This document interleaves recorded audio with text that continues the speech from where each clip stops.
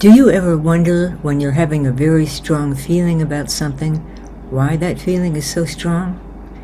Hello, I'm Judith Davis. Perhaps you don't wonder about having such a strong feeling. Perhaps you assume that it's just how life is. When a driver cuts you off, isn't it normal to feel furious? When you see a sad movie, isn't it normal to feel gripped with grief?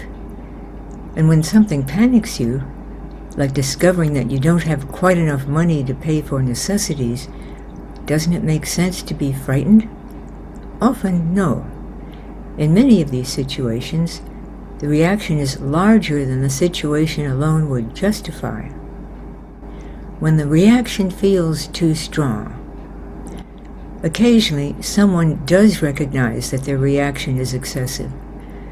A man who reacted to a bad driver with shaking rage had a momentary thought that he need not have felt that way.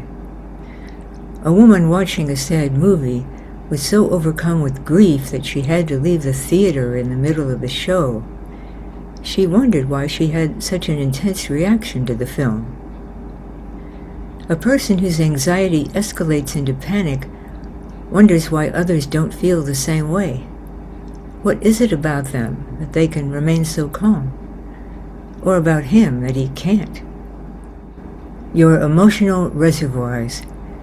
We all have reservoirs of feelings in our mind, reservoirs of anger, sadness, and anxiety that originated and enlarged as we grew and developed. How reservoirs form in childhood. All small children have traumatic experiences because everything is so new to them that they're easily overwhelmed. When they have a stronger reaction than they can bear, the excess feeling is split off and doesn't enter their awareness. It goes into a reservoir and remains there, out of awareness. Here's an example of a reservoir of anxiety. Every time a new unbearably frightening experience occurs, the unbearable portion of the fear flows into the reservoir and enlarges it. The greater the number and intensity of early frightening experiences, the larger the reservoir of anxiety. Now, whenever we feel anxious about something, about anything, a portion of the split-off anxiety in the reservoir is evoked.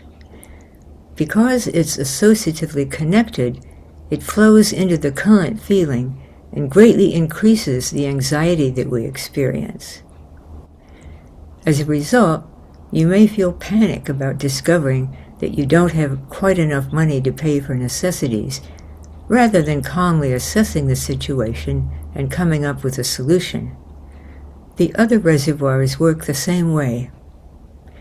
These diagrams are not illustrating specific places in the brain. They're illustrating the concept of the reservoir and its interaction with other parts of the mind. How to avoid overly intense reactions? First, if you're able to see when you're having an exaggerated reaction to something, just reminding yourself about your reservoir and its contribution to that reaction will help a lot. Better yet, you can create a new mental pathway that gradually eradicates the reservoirs while providing immediate periods of peacefulness and calm. Just click the link in the pinned comment below. If you already have an inner guide and would like to join our online community for well-being, a community dedicated to supporting individuals who are using the inner guide in their lives, just email me at drdavis@emotionalcomfort.com and I'll send you the link.